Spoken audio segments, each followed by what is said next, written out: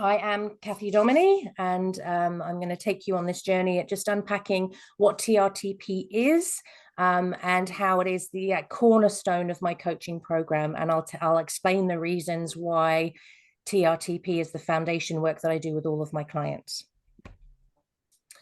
So what my new offering for next year is superabundance.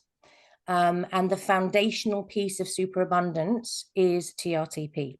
Now, superabundance is a collection of cutting edge modalities that I have been privileged to study and privileged to become friends with the creators and founders and CEOs.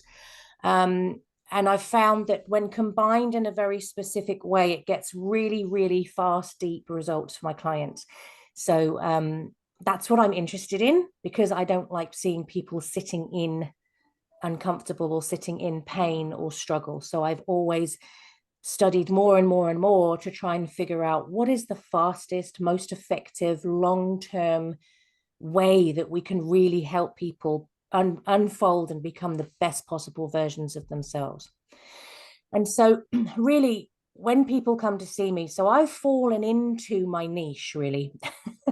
So because of my network, I have got an incredible international network. And so when I've been training, I've had these high level leaders come to me and say, hey, I'll do that with you to get your hours up. And I'm like, okay, cool. And so we've done the stuff. And what I found is I've worked with so many incredible people. And even though they're super accomplished and they're self-made and they're visible and they're what we would call successful, there are still areas in their lives where they're blocked. And until they can unblock and become the fullest version of themselves, they can't achieve the level that they can visualize for themselves. But every time they go to try and achieve it, it just doesn't quite work. And so what I have found with my clients, because I've tried and tested, this superabundance package has been like 20 years in the making, which is I'm very, very excited about. And so it's really working with people who want more love, more money, more success, more impact. That's really important to me, impact and legacy.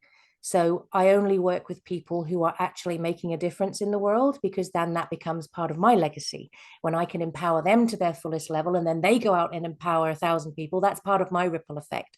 So I'm really, really interested in people wanting to impact humanity in a really positive, paradigm shifting way.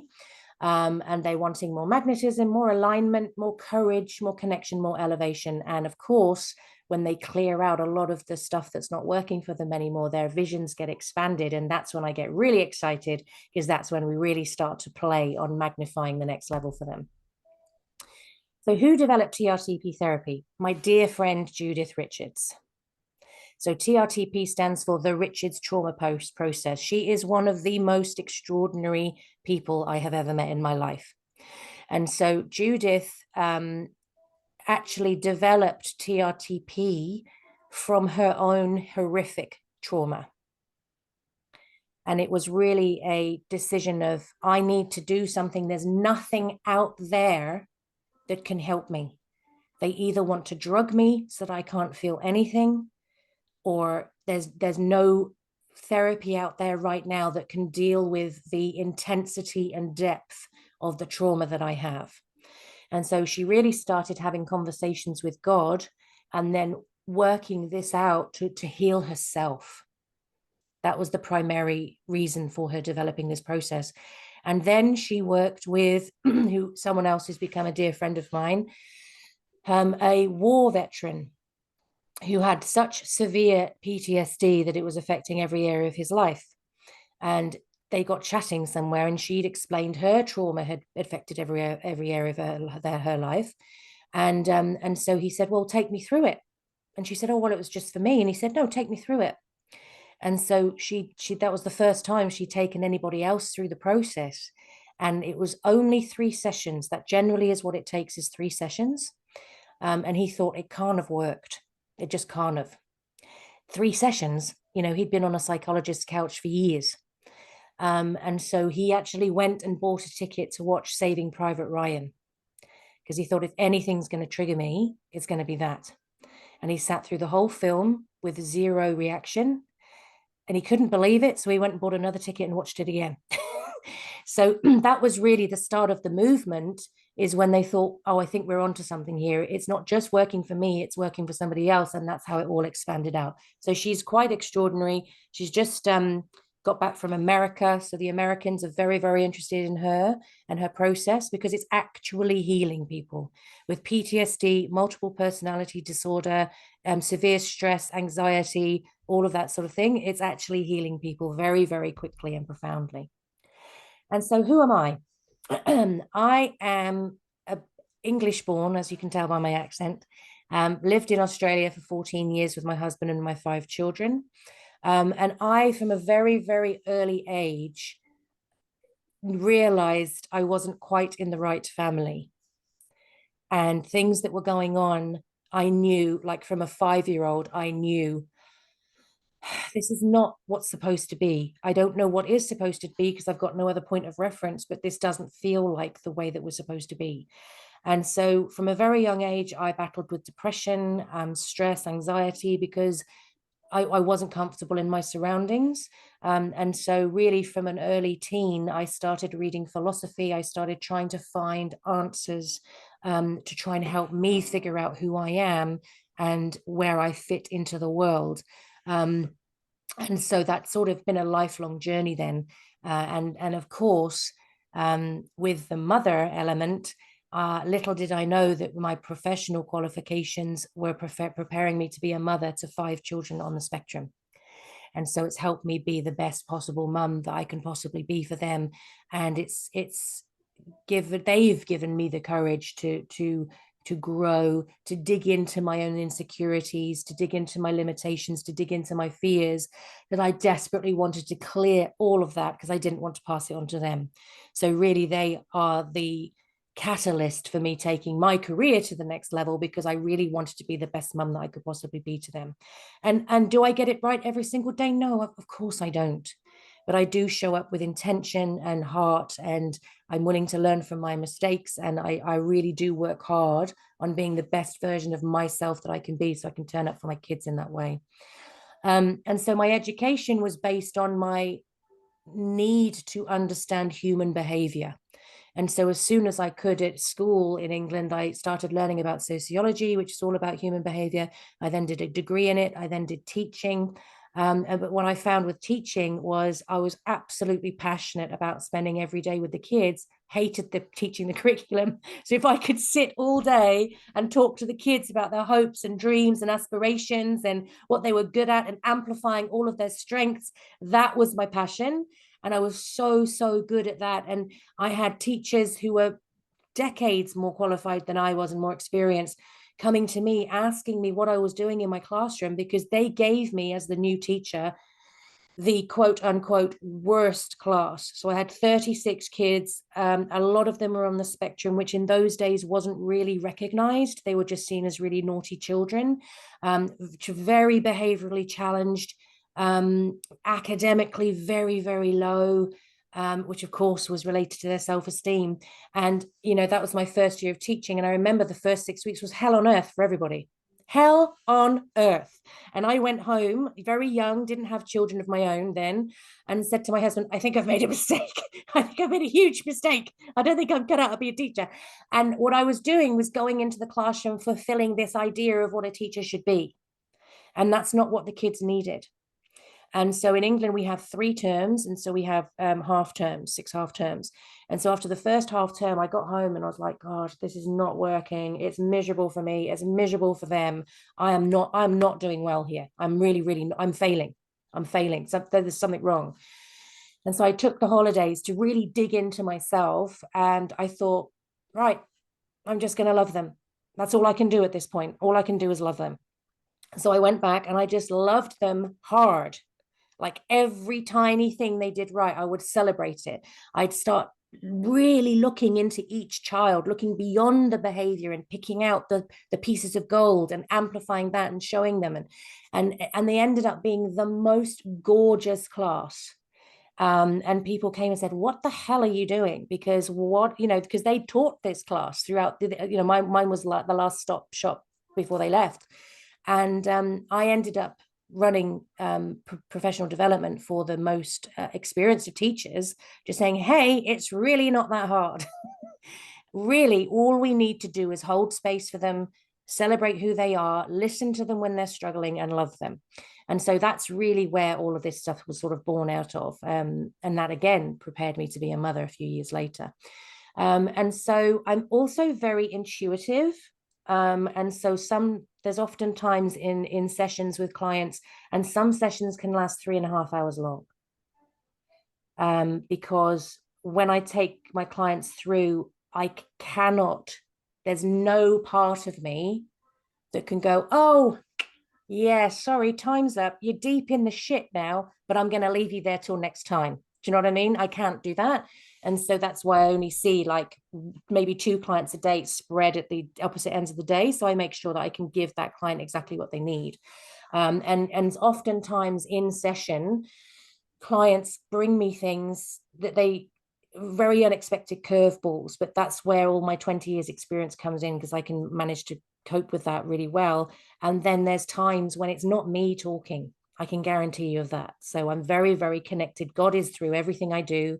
I prayed before this session. I pray before every single session. I pray that everybody gets what they need. Everybody comes away feeling empowered and hopeful and strong for the future.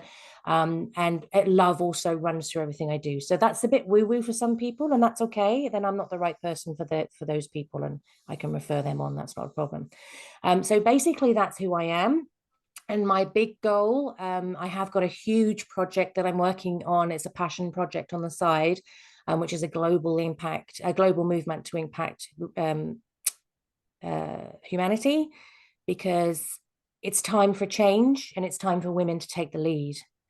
And it's time for love to run through everything, especially when it's hard. And so that's what I'm passionate about, impact and legacy, which is why this work is so important to me. So when people come to see me, and I do see very, very accomplished, powerful leaders and professionals, they come to me because there's something they can't quite put their finger on that's holding them back from the next level, or they know for sure things happened in their childhood and they can't remember them, but they know it's holding them back, or they know what their trauma has been. They've just never felt safe enough to process it. So those generally are the 3 types of people I see. And so the powerful change, the time when their lives absolutely take a different trajectory, is making the decision. I want more for myself. I don't want this anymore. I know there's something more for me. I don't know how to get there, but I'm ready to embrace the process of getting there, because I can't live like this anymore. I can't live this Groundhog Day. And so that's why they come to see me. So they're thinking, I want to be in my full power. There's something holding me back from my potential and my greatness, but I just don't know what it is. I had an amazing conversation with a lady that had been in my orbit for a long time. She's got her own film, her own book, TED Talk. You know, to look at her, you think, holy shit, she's like really amazing. She's at the top of her game. And she came onto a call because she was recommended to me by somebody else. And she said, yeah, I'm really good. I'm really good. I've just achieved this. I've just achieved this. I've done heaps of work on myself. I understand what my triggers are. I know where they've come from. I've learned three different modalities to get me through my triggers. And so when they come, I know how to tap through them, or I know how to blah, blah, blah. And so, you know, I'm really good, actually. I've done heaps of work on myself. And I was like, that's so awesome. Why are you here? Why did you book a call with me? And of course, then the tears come, and oh my God, there's just something holding me back, and I can't quite put my finger on what it was. And we did the work together. She cleared out so much stuff. It did end her relationship, which she'd been hanging on to for years, knowing it was over. She then dropped 40 kgs and then attracted $1 million deal to herself. And it was just, she was already successful, but there was just something, and she knew there was something, she just didn't know what it was. And we unpacked that really quickly. And then she went on to lead really well. And so I'm very, very lucky with my network that I've been able to work with incredible people. And I've realized nobody is immune to this stuff. Even if you're at the top of your game and you want to get to the next level, it's still there. So everybody's got something that they want to clear. And so we go along through our lives thinking that our conscious minds are running the show. But unfortunately, that is not the case. So our unconscious mind is running 90 to 95% of what we do. I'll just let that sink in. So whereas we might want to do something consciously, if our unconscious programming is in conflict with that, it will hold us back from achieving it. Because our unconscious programming is our safety zone. It's our comfort zone, even if it's not supporting our conscious dreams, wishes, and goals. And so, for example, if you're going through life and you want to be a speaker, but one of your unconscious core beliefs from your programming, your GPS programming is, I must not be seen or heard in order to have an easy life or in order to survive. Every time you go to speak, you lose your voice, your car breaks down, something happens to stop you from doing it, because it feels like self-sabotage, but what's happening is our nervous system and our unconscious is screaming at us, this is not safe. You cannot do this. For survival, you mustn't do this. And so that's why it's really important that for me, I play with the conscious, the unconscious, and the superconscious all at the same time in one holistic way, because all of the elements come into play. So when we ask who's running the show, our unconscious is running the show. And so that's why work like this is so important and so powerful, is because it deals directly with the conscious mind. So put a pin in that. And I just want to explain that in order to thrive as leaders, as anybody, but particularly as leaders, we need some fundamental things. If we truly want to achieve the amazing things, it's paramount that first of all, we connect to the truth of who we are. Now, when I say that, what I mean is the truth of who we are without the faulty programming that was given to us by adults in crisis when we were young. Now, it's very, very rare that anybody will get perfect programming in the early years of their lives, my children included. So there's no guilt, shame, blame here, guys. It's just fact. There's days when our parents are sick. There's days when our parents are stressed. There's days when our parents are worried about something, or their mind's on something else and they snap. And for the adult in the situation, because they're distracted, it's a throwaway comment, but to the child, they can take it on as their truth. And as I said, my own children, I include in that. So I've done work with my own kids because I know for sure there were some days I did my best, but it wasn't good enough.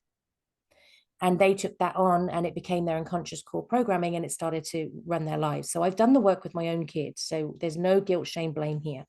So it's really, really important that we can reconnect to the core of who we are before we took on the beliefs from other people who weren't necessarily giving us the greatest level of programming, the most good quality. And then true success is gifted to us once we have achieved not power over others, but rather power of our inner selves.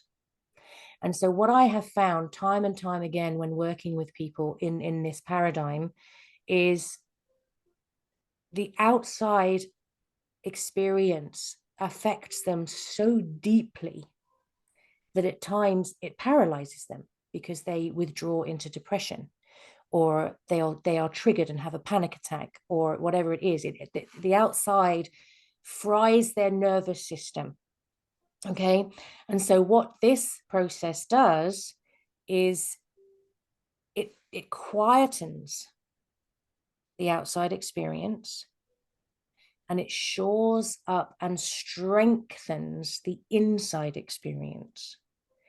And so I'm very open with my clients. When they come on the call, I'll say, hey, when we've done this amazing work together, shit is still going to happen because this is life and it's going to happen. But the difference is you're going to be showing up in it in a completely different energy. You're going to be relaxed, you're going to be self-assured, you're going to be solid, calm, clear, your boundaries are going to be strong, and everything about the situation will shift because of the way you're showing up in it. So and also all the stuff that's happened in your past. And I've worked with clients who have had horror stories of histories. Like, you wouldn't believe it if it was in a film. It would be very, very distressing. And I'll say to them straight up, you're going to remember this stuff. But what we do is take the emotional charge out of it. And so I've helped people who've had horrific abuse of some kind. And at the end, they'll go, I can remember it happening, but I don't feel anything about it anymore. It hasn't got any power over me anymore, hasn't got any control over me anymore. And they get their lives back. Because really, unfortunately, a lot of people get locked in a distressing event, and they may not even be consciously aware of that. And it actually filters through to every decision they make, every communication, every connection. It filters through all of that. And so once we clean that up, they present themselves differently. And I've actually had to give some of my clients some very specific coaching after, because they've shown up so differently. They have to give their families and loved ones and friends grace and space to catch up with them, because they've had such huge internal shifts. They're showing up differently, and it does affect their relationships around them, because they're turning up in a stronger way. So it's a real power of inner self. And the other fundamental piece that we need to function at the highest level as human beings and as leaders is authenticity. And what I mean by that is, when we were growing in our homes, in our schools, in our communities, in our sports clubs, wherever it was, were we encouraged to be our authentic selves, or were we squashed for being our authentic selves? So were you told you're too loud, you're not funny, you're this, you're that, sit down, be still, quieten down, you're too opinionated, nobody wants to know your opinion, I'm not asking you, I'm telling you. And so every time we try to express the fullness of our authenticity, was it celebrated and amplified, or was it squashed? And this is one of the huge things. This is massive work I had to do as a parent, because, as you know, I'm British, and in England, we keep up appearances. In England, it's very important what other people think of us. And so then I had these quirky as hell kids that were nowhere near fitting in any box. And it was massively triggering for me. And I had to make a decision. Do I squash these kids and keep them small so that my experience can be more comfortable? Or do I learn how to deal with the rejection that I'm going to face by my community 20 years ago in England, and let these kids be who they are? Luckily for us, I decided I will cope with the rejection, and I will let my kids be who they are. And so, but then school didn't always let them be who they were. So I remember my daughter coming home and saying, God, Mum, every time I go to school, I feel like I wear a straitjacket. I wear the straitjacket all day, and then I come home and then I can breathe. And then she used to have this dream where she had wings and they were strapped tightly behind her back. And then she'd come home, and at nighttime, I would open up her wings and I would take her out into an open space and let her fly. And so as even as hard as we try to grow as adults, as parents, as leaders, as caregivers, as teachers, whatever, to bring the authenticity, we can't control what society's going to do, what the institution's going to do. And so when we feel like we cannot be our authentic self, the tragedy of that is we hide the pieces of us that make us special and make us unique, because they're different to everybody else's. And so we hide them because we want to fit in. And that is fine until it starts taking its toll later on in life, because it's holding you back from your greatness. So that's really a really important thing we deal with. And attachment. And of course, as young babies, we want to be attached to our primary caregiver. And what I have found working with all of the leaders that I've worked with is the most important attachment that you can possibly have is to yourself. And every leader that I've had afterwards, when we've spoken, said, I've got me, I've got my back. It doesn't matter what happens, I'm okay. And that's how we quieten down the outside and we strengthen up what's in the middle. Feet always being told quiet tongue. Yeah, yeah. And that's to make everybody else feel comfortable, not you. So, you know, everyone's trying to push you in the little box, and you know, it takes its toll. It takes its toll at a soul level. And you know, I find that the saddest thing that I have is people are so scared to work through it, because traditionally this kind of sort of trauma therapy, and I think we misunderstand what trauma is, and I'll explain that in a minute. But people are so scared when they come on the first call with me. And I'm like, but I'm really fluffy and I'm really loving and I've got you and you're totally safe. And I will always protect you in our sessions. You know, I'm absolutely yours and I will love you fiercely and I will protect you fiercely. And I'm not scary, I promise. And this is going to be really empowering. And so the first sort of session they cry, and the last session they're like, I can't even fucking remember that. Do you know what I mean? I can't remember feeling like that. And I'm like, awesome. So it's such a shame. I think we need to, one of the conversations I have with people is redefining what trauma is, which I will dig in with you in a sec. So we have an internal struggle with our core programming. So one of my GPS unconscious core beliefs was, I must be invisible to survive. Because if I put my head above the precipice, you know, like, because I was the youngest by 10 years, it was not good for me. And so I learned to do everything right. I learned to be super quiet. I learned to do jobs before I was asked to do it. I learned to keep my mum happy. I learned to stay out of my siblings' way. And that was the way that I could survive. A bit shit when you're trying to lead a global movement and you're scared to be seen or heard. And so, you know, that's what needed clearing for me. And also, I grew up in a narcissistic family. So one of my core beliefs was, you are shit and you deserve to be treated like shit. And so I kept inviting the same character in a different body. Have you experienced that? You get the same goddamn person, and then you'll throw 3/4 of the way through and you think, oh no, I've done it again. This is exactly the same behavior as the last person. What the hell? And it's because of our programming, because we're actually actively attracting those people, because that's our unconscious core belief.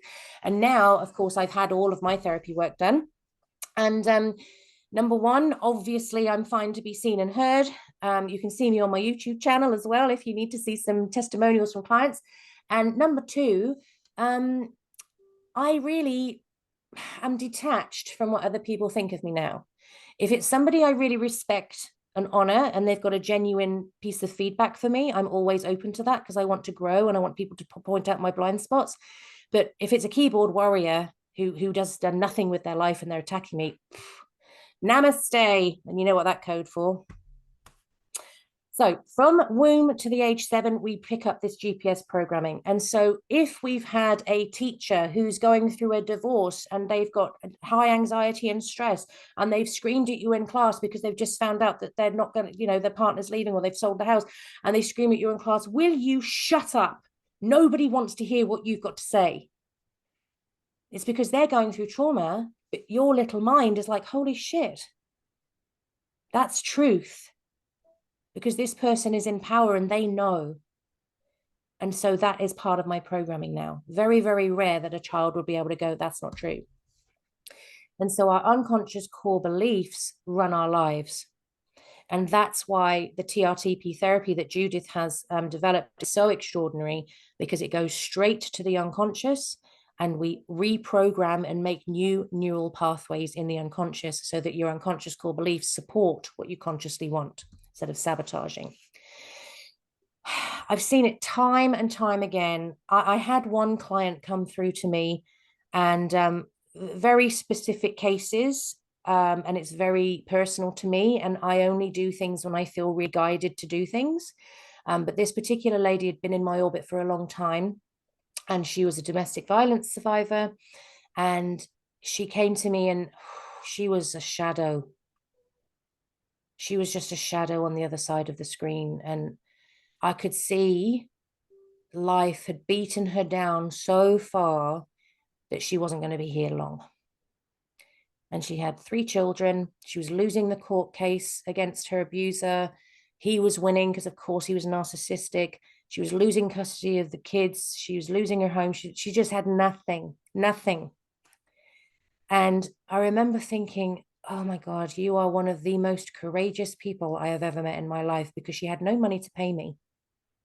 And yet she booked a call with me. And I just thought, that is brave. That is really, really brave. And so I said, right, you need the work done now. So I said, we're going to do the work now. I'm going to bill you for a year's time, because once you've had the work done, the money will come. And so we did the work straight away, and I billed her for a year's time. And as soon as she finished the work, and it was epic, like I really had to earn my money. Like, this one session was 3 hours long. We went deep. And then she came out, the court case resolved in her favor. He got arrested and sent to prison. She manifested an amazing house, an amazing partner. She got full custody of the kids and attracted $1 million to herself. I was like, and I'll have a tip. Thank you very much. But what happened was, she got out of victim. And she had another history as well, not just the DV. She had another history, and we cleared it. We went deep and powerful, and we cleared it. And then life has just been incredible for her, just incredible. Like, she keeps sending me little snapshots every few months going, look where I am, look what I'm doing, woohoo. And she did pay me in full. And what happens is, once you clear all the stuff that was never yours, once you resolve the distressing incidents that's playing in your mind, miracles ripple through your whole life. It's really quite extraordinary. Talk therapy has its limitations. Number one, it can be re-traumatizing. Number two, as I sort of teased a little bit earlier, but you can be in the middle of a session, the client can be in the middle of their process, and then it's like, oh, your hour's up, sorry, off you go. And then that client goes away with this can of worms opening up from their chest, and they've got to live the next week in trauma before they can see their psychologist again. I actually treated a lady, and she had been pretty much on a psychologist's couch for pretty much weekly for 25 years. Came to me through other people. I was actually warned off of me by the psychologist. The psychologist said I was a charlatan and a con artist. And my client was very upset. And I said, no, I said, she's trying to keep you safe. I said, there are a lot of people out there right now who are maximizing on people's pain with no results. I said, and if I didn't know the power of this work, I'd think I was a con artist too. So I said, just don't worry, let the results speak for themselves. We had the sessions, it was huge. She had a lot of trauma. And then at the end, she came off the psychologist list. Her stomach pain stopped. She came off her drugs. And then she actually had some of the most challenging circumstances anybody could possibly face after we finished work together. And she showed up like a boss through the whole thing, to the point where the psychologist said, I think you better book another appointment with Cathy, when she was going through a really, really difficult time. And so talk therapy has its place, but it has got its limitations. And the only time I will hear a client's story is if they've never told it, because I will bear witness and I will believe them. But generally speaking, clients come to see me and are so relieved that they don't have to dig in and tell me the story. This is what happens to me working with teachers more often than not. We are only given a set amount of time. Exactly. Yeah. Fitting in the box again, Jen. Fitting in the box. People don't allow for that extra time. So as I said, you don't have to tell me your story. And the only time I will ever hear a story is if it's never been told. So there's a difference between survival and thriving and growing. And survival, your cells in your body, Bruce Lipton found, the cells in your bodies only turn on to survival or thriving and growing, not both. And so in order to thrive and grow, we need to be really mindful of what we're watching, what we're listening to, what we're reading, who we're hanging out with. Do they make you feel drained, or did they make you feel uplifted and empowered? You know, I am meticulous about who I let into my experience. And I am absolutely dedicated to my intuition. So I've been introduced to people, and people have said, oh my God, they're amazing. They're this, they're that, they're this, they're that, they're. And then I've met them and my stomach's flipped. I've gone, nope. And then 6 months down the line, they've betrayed everybody, or they've done them out of business deals or whatever. And I'm like, yeah, I'm way out. I picked that up from the first meeting. So I'm not going anywhere near that person. So I'm very, very, very particular about keeping my bubble clean. And when someone comes into my bubble, I think, are you trying to contaminate my bubble, or are you trying to refresh it? And, you know, the missions that I've got for the world only work if I am at my best. So I absolutely recommend that you put yourself first. Totally agree. Quite often we leave people when they're most in need. Absolutely. My bubble is growing smaller and smaller. Yes, Jen, I totally hear you on that. And it's about the energy that people have. And I have to tell you, like COVID, Black Lives Matter, all of that, I found it just to be revealing, because I found people that were usually used to wearing masks didn't have the capacity, with all the stress and the strain and the challenges that the world threw at them, couldn't hold up the mask anymore. And the truth came out, because you either had people reaching out with love, wanting to support, or you had people bitching, complaining, and attacking.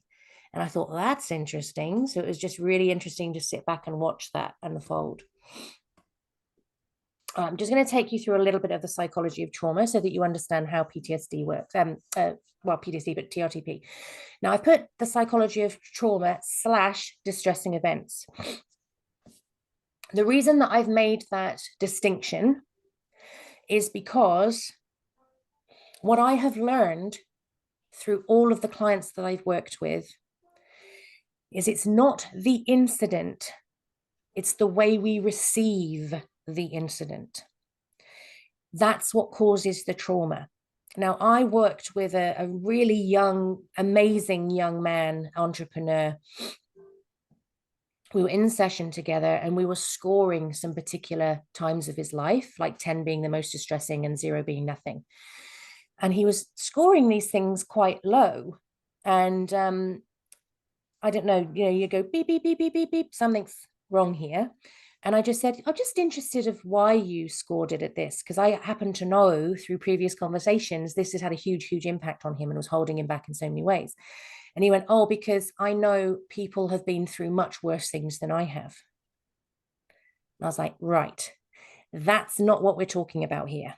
You cannot compare your distressing event to anybody else's. It doesn't work like that. So I've worked with people with horror stories, literal horror stories. And when I read the pieces, because I just need snapshots, I don't need a big essay, I get fierce, like I grow 4 sizes. I can't wait to get that client into therapy, because then we're going to my language gets very, very fruity in session 2, because we go in and we make it all right and we face these people. But there's people who have been through terrible, horrible things, and yet the most distressing event of their life was when the teacher shouted at them in front of the class and they were humiliated in front of their classmates. So for me as an outsider, I would never have chosen that out of their list. But to them, that was the most, when they recalled it, it was the most distressing event. So it's not the event itself, it's how we are on the day, or how much sleep have we had, how vulnerable are we feeling, how have people spoken to us the day before. That's the key, is how we receive the event. And it can either be big T trauma, like horror story stuff, or it can be little T trauma, death by 1,000 paper cuts. It really doesn't matter. The nervous system responds in the same way. So I want you to imagine that somebody has had pretty damn good programming between 0 and 7. And so they live in this blue zone of calm because, okay, their parents got it 85% right. So they've had a pretty good, solid, loving, supportive, good environment. They go along in this blue zone of calm. So they go along and then maybe they have a little distressing event, a little trauma. Maybe their best friend moves away and moves to another state and they're feeling quite forlorn and lost. And so they peak a little bit, but then, you know, they've got the resources, they've got the resilience, they've got the support. And so they return back down to this blue zone and they say, it's okay, it's over and I'm safe now, I'm going to be okay. And then let's say they have a huge big T trauma, like a big car accident or something like that, and they're hurt and they have to go to the hospital and they have to maybe have their leg in cast or stay there for a week or have some physiotherapy or something like that. And so their nervous system peaks into this fight, flight, freeze, fawn. Don't ask me to say it after a glass of wine because I can't, because I've already tried.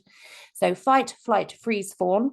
And they go into this red zone of I'm not safe, I'm not safe, I'm not safe. So the adrenaline is pumping and they know they're out of their safety zone, they're out of their comfort zone. This doesn't feel comfortable. I'm in fight, flight, freeze, fawn. And so when that happens, the hippocampus drains of blood and often doesn't put things in long-term memory for people. But because this person's got really good grounding here, they know it's okay and I'm safe now. It's I'm okay. I've had the physio, my leg's healing, I'm home, it's okay and I'm safe now. And then they might have another little blip, maybe they lose a job or something, but generally speaking, their nervous system lives in this calm zone of blue. Now, if you haven't had great programming between 0 and 7, which unfortunately, as much as my parents loved me, I didn't, because my siblings were absolute horror stories. You have a distressing incident and you get into fight, flight, freeze, fawn. Your adrenaline pumps, your blood rushes from your brain and goes to your arms and your legs pretty much so that you can either run or fight. And then because the hippocampus shuts down, that incident does not get filed away into long-term memory.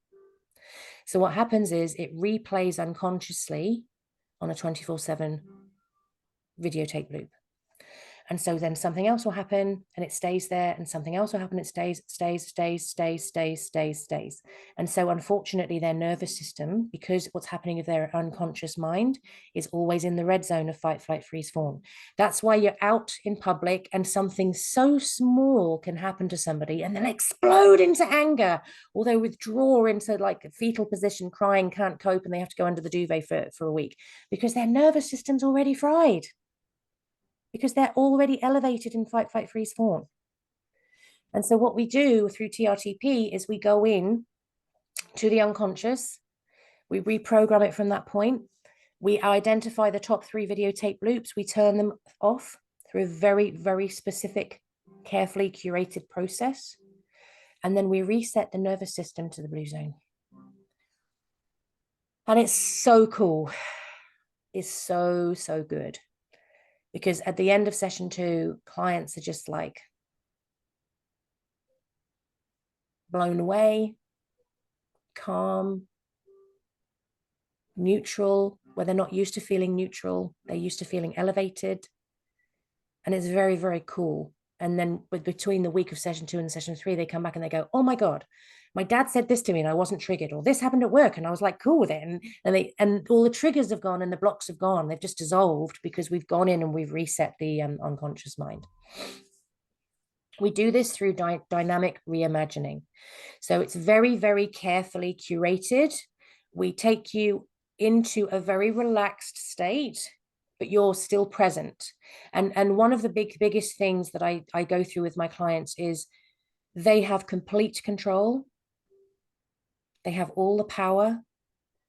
They are totally safe and totally held. And so with my particular clients, I take them through and unpack everything that I'm going to do, how I'm going to do it, why I'm going to do it, why it's going to work, so that they can go into the hypnosis section. I say hypnosis because I'm a trained hypnotherapist, but it's not hypnosis in the fact that you're present.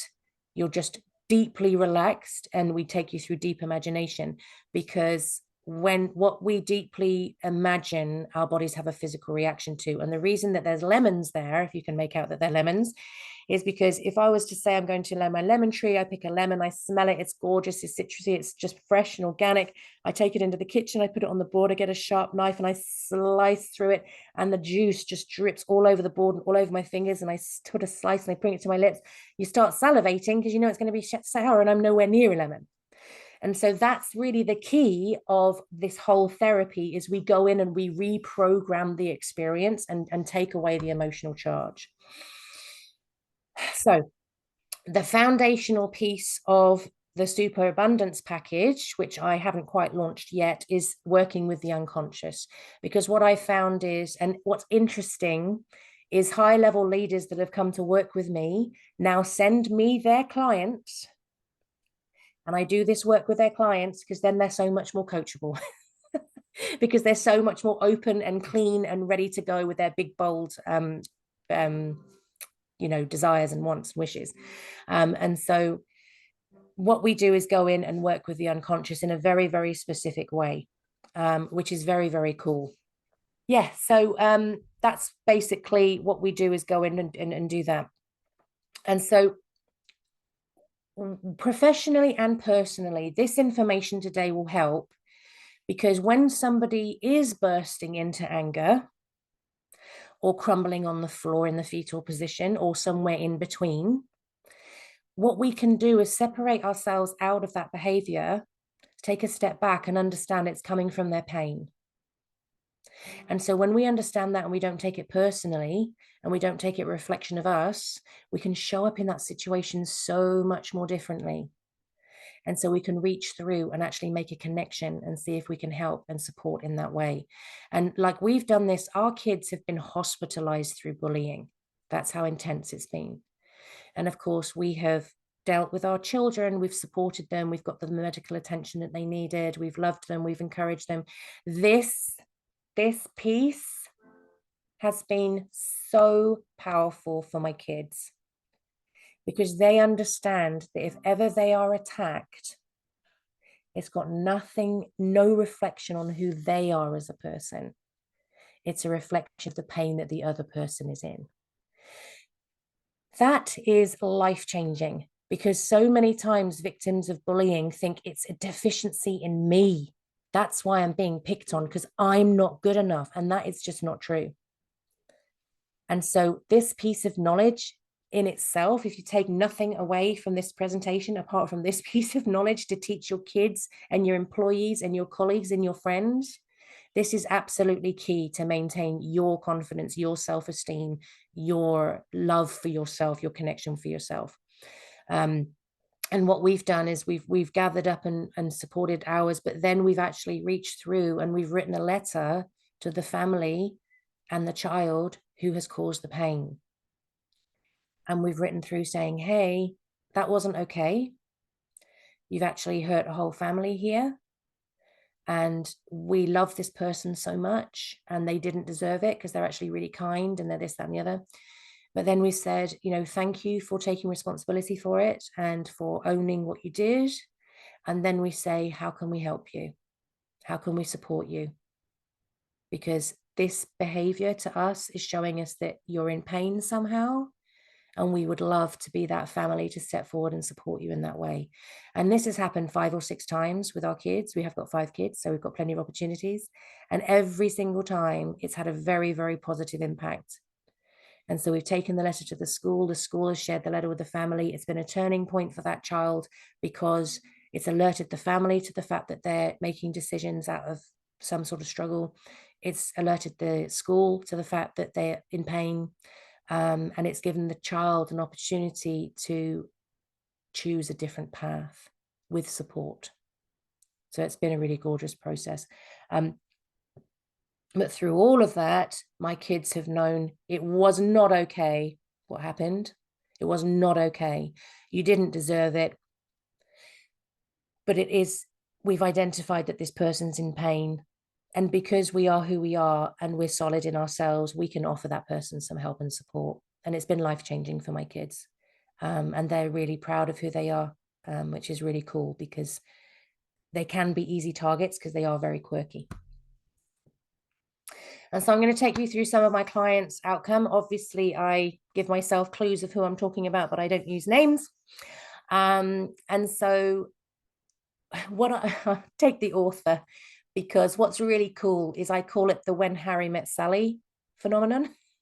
Because oftentimes I work with somebody and their sister or their mother or their best friend or their partner goes, I want some of what she's having because she's so powerful and she's doing all this now. That's really, really cool. So that's really awesome. And yeah, these are the sorts of people that I work with, but they're not immune to this stuff. Everybody has this stuff. And as I said, it can be big T trauma or it can be little T trauma, death by 1,000 paper cuts. And so what I'm really interested in is working with people who are actively in the community, in the world, as healers, as impact makers, as change makers, because if I can get those people in their full power, that's a massive part of my legacy, which I'm really excited about. So guys, that's pretty much the presentation.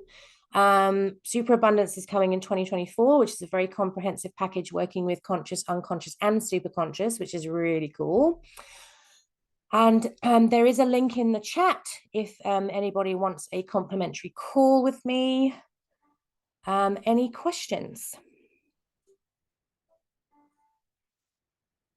It's probably not related to this, but how did you support those families of the people that were bullying? Well, I think it was more the connection, because we offered the help, which they didn't actually take up on. I think they were embarrassed by what had happened, but it was the very fact that we reached out and said, hey, how can we support you? Mm-hmm. And that was a real changing point for them, because I think as a society, we've got used to finding reasons to be offended and finding reasons to attack somebody else because they're not in alignment with the way we are, instead of extending our appreciation and intellect to try and comprehend another point of view, another way of living, whatever it is, even if we're not quite comfortable with it, even if, you know, I think we need to be looking for reasons for connection rather than reasons to be disconnected. And I mean, look, you know, we had one which was quite a serious incident, which I won't go into because of the privacy of my kids. But it was quite a serious incident that actually knocked me off my feet for a week, and I pretty much cried for a week. And the only way I could respond was with love. And I even phoned a friend of mine, a very, you know, visionary, very successful person, and said, is this weird? Because I really, all I could do was sit down and write a letter of love to this person and say, hey, you've really hurt us. But I want you to know that so many people care about you. And I want you to look around and see how many people care about you. And I suppose I dug into what I have struggled with in the past, and I've done things wrong. I've made mistakes, you know. And the thing that kept me from healing was the thought that I was hated. The thought that those people thought I was just a disgusting human being or whatever it was because I said the wrong thing or whatever it was. And I didn't want that to be the reason that this young person didn't heal. And so I wrote the letter and just said, we have no hate in our hearts for you. We genuinely wish now that you embrace all of the help and love around you and you choose a better path for yourself. That's the only way I could respond, because the world doesn't need any more negativity or hate. It just doesn't. And the way that we change the world, and this, you'll be, watch this space, because there's going to be something big coming. It's going to be pretty huge. Jump on board.